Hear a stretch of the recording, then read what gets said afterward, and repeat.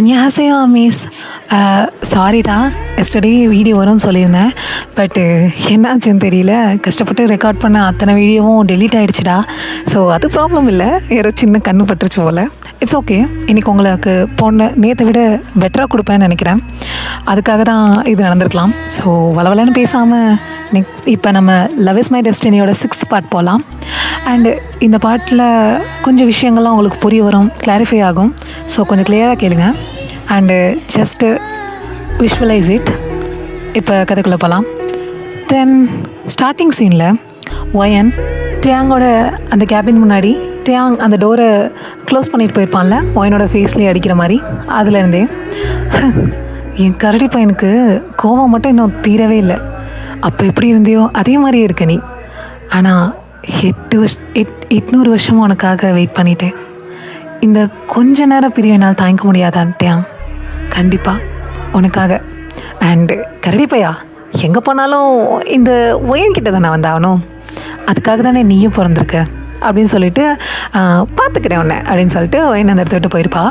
தென் அதே மாதிரி அந்த கெஃபிடேரியாலையும் அவன் பேசும்போது, ஐயோ டியாங்கா, நீ கோவப்படும் போதில் இவ்வளோ க்யூட்டாக இருந்தீங்கன்னா நான் என்ன பண்ணுறது, இப்போயே ஐ லவ் யூ டியாங் அப்படின்னு சொல்லி கத்தணும்னு தோணுது. பட்டு உனக்கு எல்லாம் ஞாபகம் வரட்டும், உன்னோட லவ் என்னோட லவ் முழுசாக கிடைக்கட்டும், அப்போ இதெல்லாம் பார்த்துக்கலாம் அப்படின்னு சொல்லிட்டு யோசிச்சிருப்பா. அண்டு அதே மாதிரி அந்த சூப் ரெடி பண்ண போகும்போது, டியாங் இந்த சூப் உனக்கு ஞாபகம் இருக்கா என்னன்னு எனக்கு தெரியல, பட் நம்ம நாட்டுக்கு ஒரு இந்தியன் செஃப் வந்து இது எனக்கு சொல்லி கொடுத்தாங்க. அது உனக்காகவே நான் கற்றுக்கிட்டேன். போன ஜென்மத்தில் தான் உனக்காக அதை செஞ்சு தர முடியல, ஆனால் இந்த ஜென்மத்தில் உனக்காக ஸ்பெஷலாக செஞ்சு தரேன், அதை நீ மட்டும் சாப்பிடணும் அப்படின்னு சொல்லிட்டு ஓயின் அந்த மாதிரி சமைச்சிருப்பா. அண்டு அன்றைக்கி நைட் தான் ஹாண்ட் ரிவர் சைடு அவனை கூட்டிகிட்டு போயிருப்பாங்கள்ல. அப்போ யோசிச்சிருப்பான்ல, என்னோடய காதல் மட்டும் இந்த இடத்துல எப்பயுமே உனக்காக இருக்கு ஒயன் அப்படின்னு, அது மட்டும் மாறலன்னு. அப்போ ஒயனோட தாட், டியாங் இன்னும் உனக்கு புரிய மாட்டேங்குது, இந்த இடத்துல உன்னோட காதல் மட்டும், உன்னோட லவ் மட்டும் நிறைஞ்சிருந்துச்சு. ஆனால் இப்போ உன்னோட லவ் தனியாக இல்லை, என்னோடய லவ்வோடு சேர்ந்து அது முழுமையடைஞ்சு ஃபுல்லாக இந்த இடமே நிறைஞ்சிருக்கு. அதுக்கு சாட்சியாக அந்த 29 ஸ்டார்ஸ் சேர்ந்துருச்சு. இன்னும் உனக்கு நான் எப்படி எக்ஸ்பிளைன் பண்ணி எப்படி புரிய வைக்க போகிறேன்னு எனக்கு தெரியலட்டான். பட் கூடிய சீக்கிரம் நம்ம காதல் இந்த உலகமே அறிய வரும் அப்படின்னு சொல்லிட்டு யோசிச்சுட்டு போயிருந்துப்பா. ஸோ இதே மாதிரி தான் நடந்திருக்கும்.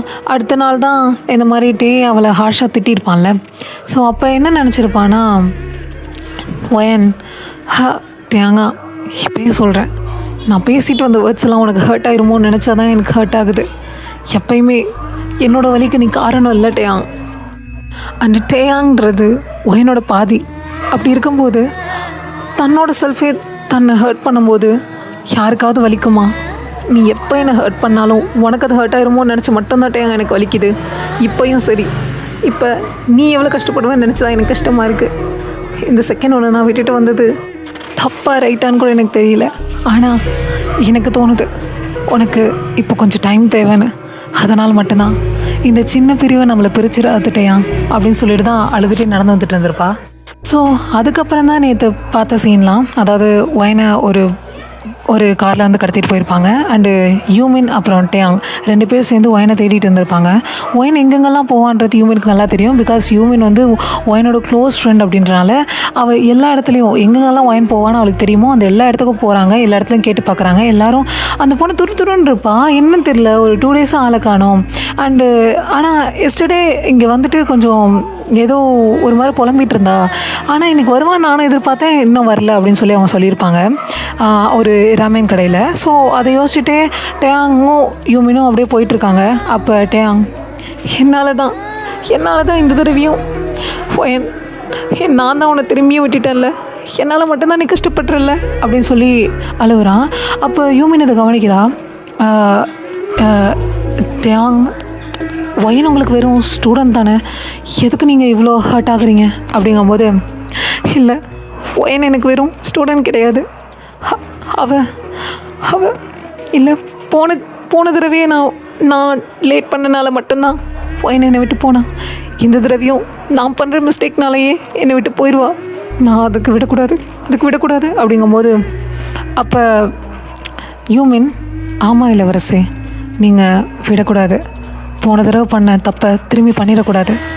அண்டு நானும் போன தடவை பண்ண தப்பை அகெயின் பண்ணிடவே கூடாது அப்படிங்கும்போது டே அப்படியே ஷாக்காக பார்க்குறான். யூமின், நீ இப்போ என்னென்னு கூப்பிட்ட அப்படிங்கும்போது, ஆமாம் இளவரசே, நீங்கள் பண்ண மாதிரி தப்பை தான் நானும் பண்ணியிருக்கேன் அப்படிங்கும்போது டே ஒரு மாதிரி யூமினை பார்த்துட்டு, யூமின் நீ என்ன பேசுகிறன்னு தெரியுதா? நீ என்னை இளவரசன்னு கூப்பிட்ற, அதாவது அப்படின்னா நீயும் அப்படிங்கும்போது, புரிஞ்சிட்டிங்கன்னு நினைக்கிறேன், நானும் மறுஜன்மம் தான் எடுத்திருக்கேன் அப்படிங்கும்போது இப்போ அப்படியே யூமினோட சைட், யூமின் இங்கே வாடி அப்படின்னு சொல்லி ஒயன் கத்திகிட்ருக்கா. சொல்லுங்கள் இளவரசி. ஹியூமன், என்னை இளவரசின்னு கூப்பிடாத. நீயும் நானும் க்ளோஸ் ஃப்ரெண்ட்ஸ் சின்ன வயசுலேருந்து. டேங் போனதுக்கப்புறம் என் கூட மொத்தமாக இருந்தது நீ இப்படி என்னை கூப்பிட்டேனா அப்படின்னு ஒயன் கேட்குறா. சரி ஒயன், என்ன இப்போ உனக்கு? இல்லை, டேங் கூட நேற்று ஒரு மீட்டிங் அட்டன் பண்ண வைக்கிறேன்னு சொன்னல, ப்ளீஸ் அதை என்னென்னு சொல்கிறியா அப்படிங்கும்போது, ஓகே அதை ரெடி பண்ணிட்டேன் இளவரசி, மறுபடியும் பாரு. சரி ஒயன், அதை ரெடி பண்ணிட்டேன், நீ மீட் பண்ணலாம் அப்படின்னு சொல்லியிருப்பான். ஸோ அன்றைக்கி நைட் அவங்க 2 பேரும் மீட் பண்ணி பேசிகிட்டு இருக்கும்போது யூமின் ஒரு பக்கமாக நின்று அதை கவனிச்சிட்டு இருந்திருப்பான். அண்ட் ஆல்சோ அவளுக்கு ஒரு மாதிரி கஷ்டமாக இருந்திருக்கும். அதை இந்த மந்திரி கவனிச்சுட்டு, யூமின் என்ன பண்ணிகிட்ருக்க அப்படிங்கும்போது, வணக்கம் மந்திரியாரே அப்படின்னு சொல்கிறான். அண்டு அந்த மந்திரியோட நேம் கிம் யான். அவர் சொல்கிறாரு, நானும் பார்க்குறேன், இன்னும் எத்தனை வருஷம்தான் இவங்க 2 பேரையும் எப்படி தூரத்துலேருந்து பார்த்துட்ருக்க போகிறேன்? உன்னோட காதலை கிட்ட சொல்லலையா அப்படிங்கும்போது ஹியூமனுக்கு சரியான ஷாக். அப்படியே ஒரு மாதிரி பார்த்துட்டு இருந்திருப்பா. அப்போ வந்து, இப்போயும் உன் காதல் உன் கண்ணு முன்னாடி தான் இருக்குது ஹியூமன். நல்லா யோசிச்சு பாரு, ஒயன் ஒரு இளவரசி, அவள் என்ன நினச்சாலும் சின்ன வயசுலேருந்து அவளுக்கு கிடச்சிட்டு தான் இருக்குது. ஆனால் நீ ஒரு பணிப்பெண், நீ நினச்சது எல்லாமே உனக்கு கிடச்சிடாது. என்னவா ஒயன் உன் கூட இருந்தாலும் அவள் ஒன்று வேலைக்காரியாக மட்டும் தான் ட்ரீட் பண்ணுறான். அது உனக்கு புரியும் நான் நினைக்கிறேன். அண்டு இப்போயும் ஒரு பிரச்சனையும் இல்லை, நீ நினச்சின்னா உன் காதலை நீ அடையலாம். அந்த ஒயனுக்காக உன் காதலை நீ விட்டு கொடுக்க போறியா என்ன அப்படின்னு சொல்லி கேட்கும்போது ஹியூமன் ஒரு மாதிரி தயங்கிட்டே இருந்திருப்பா. ஆனால் மந்திரியாரே அப்படிங்கும்போது, நல்லா யோசிச்சுக்கோ, அவளுக்காக உன்னோட உண்மையான காதலை நீ விட்டு கொடுக்க போறியா என்ன அப்படின்னு கேட்டிருப்பான். அப்போ வந்து, சொல்லுங்கள் மந்திரியாரே, நான் என்னென்ன பண்ணும் அப்படின்னு சொல்லி ஹியூமன் கேட்டிருப்பா.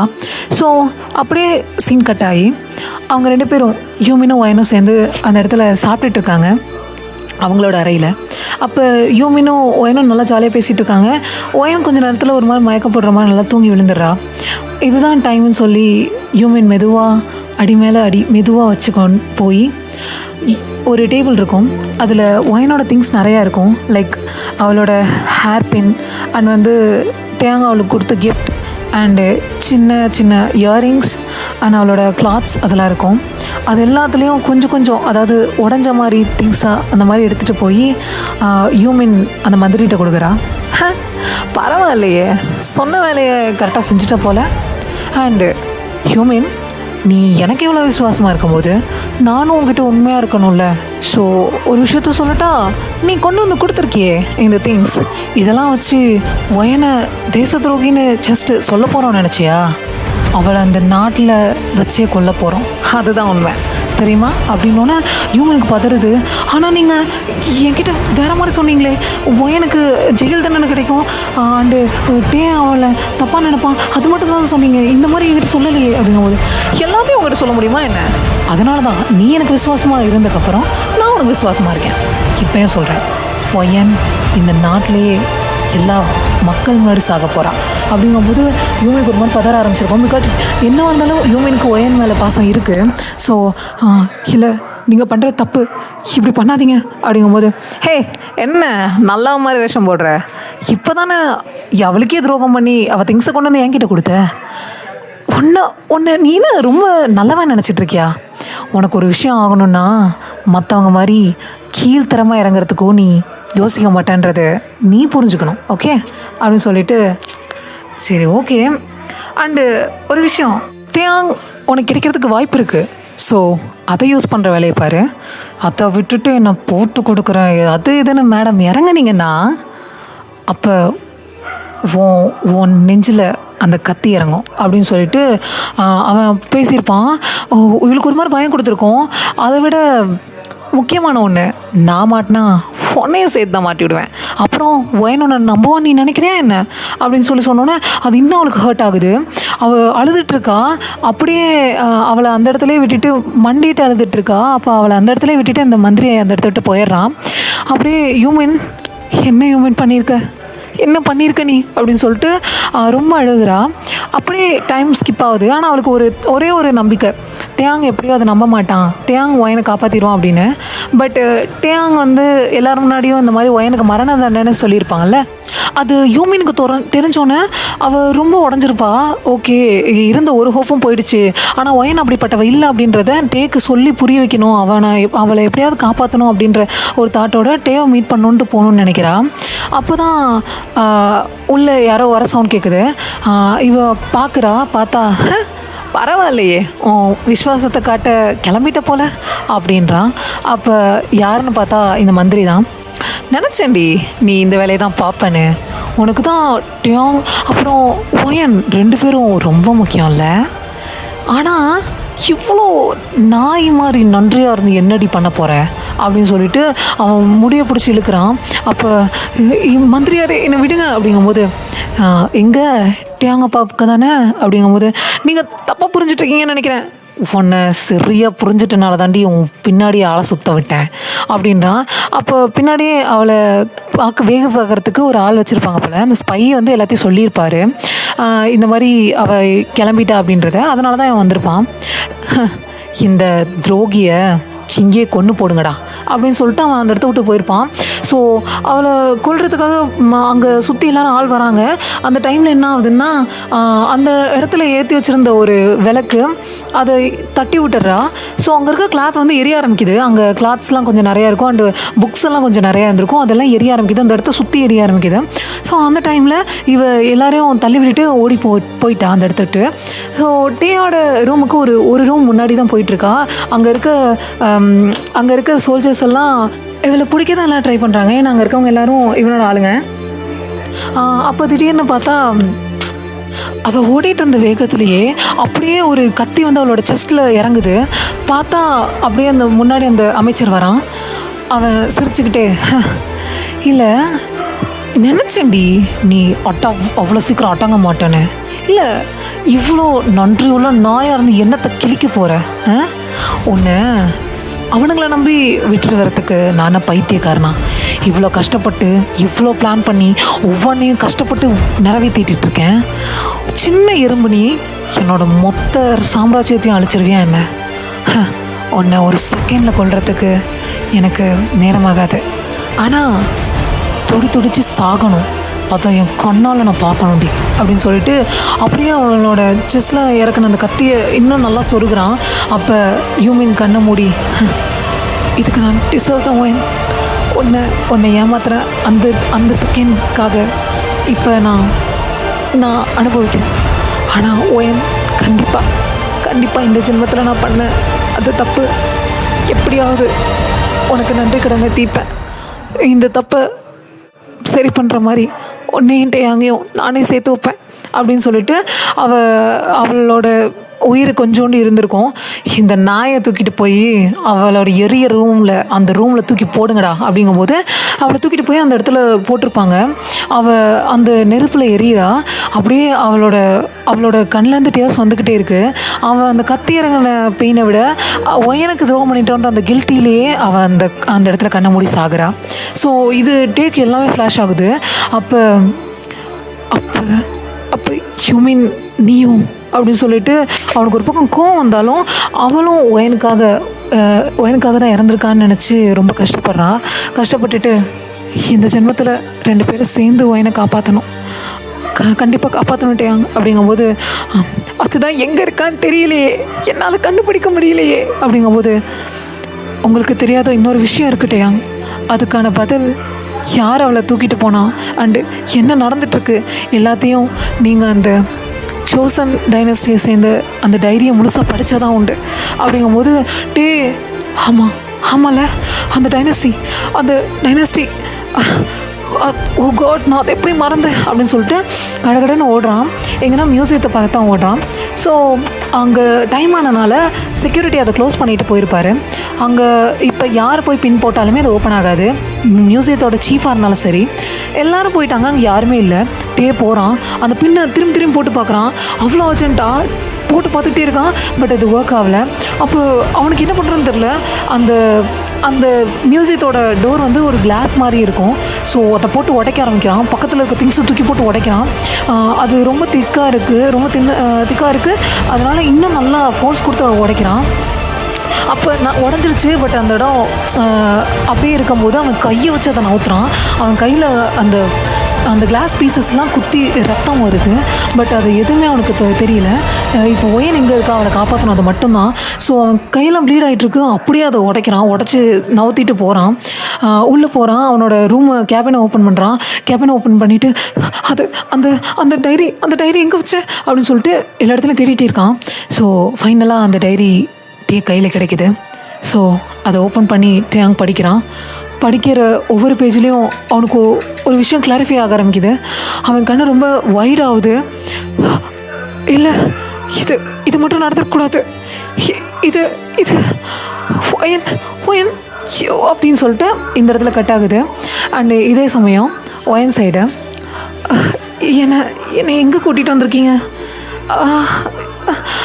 அப்பா, எனக்கு தலைலாம் வலிக்குது அப்படிங்கும்போது, அதுவும் ஒன்றும் இல்லை, கொஞ்சம் பசங்க கத்திகிட்டே இருக்குன்னு ட்ரக்ஸ் ஏற்றி விட்டானுங்க, அதுதான், வேற ஒன்றும் இல்லை அப்படிங்கும்போது எனக்கு ஒரு மாதிரி கண்ணோட விஷன் வந்து பிளராக தெரியுது.